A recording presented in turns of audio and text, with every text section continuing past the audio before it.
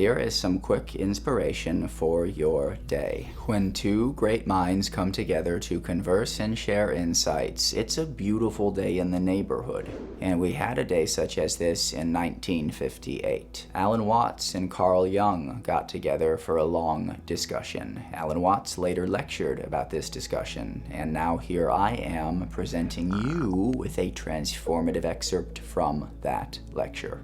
According to Alan Watts, begin quote, "This was the primary thing that Carl Jung saw, that in order to admit and really accept and understand the evil in oneself, one had to be able to do it without being an enemy to it. As Jung put it, you had to accept your own dark side, and he had this preeminently in his own character. Jung was a man who was obviously very great, but at the same time with whom everyone could be completely at ease. There are so many great people, great in knowledge or great in what is called holiness, with whom the ordinary individual feels rather embarrassed. He feels inclined to sit on the edge of his chair and to feel immediately judged by this person's wisdom or sanctity. Jung managed to have wisdom and I think also sanctity in such a way that when other people came into his presence, they didn't feel judged. They felt enhanced, encouraged, and invited to share in a common life.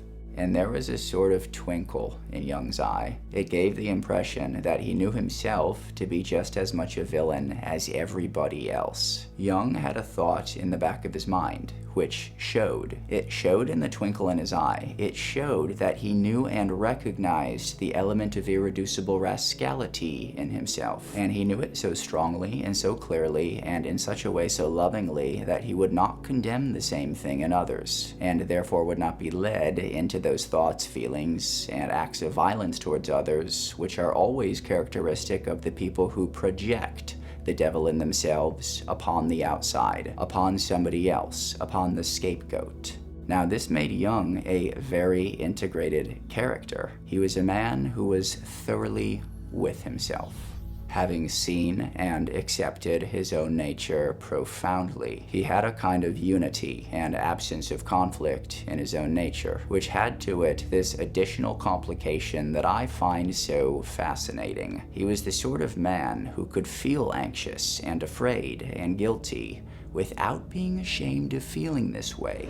In other words, he understood that an integrated person is not a person who simply eliminated the sense of fear or the sense of anxiety from his life, who is fearless and wooden and a kind of sage of stone. He's a person who feels all these things but has no recrimination against himself for feeling them. And this is, to my mind, a profound kind of humor. In humor, there's always a certain element of malice. Now, there's a very high kind of humor, which is humor at oneself. A real humor is not jokes at the expense of others, it's always jokes at the expense of self. And of course, it has an element of malice in it. It has malice towards oneself, the recognition of the fact that behind the social role that you assume, behind all your pretensions to being either a good citizen or a fine scholar or a great scientist or a leading politician or a physician or whatever you happen to be,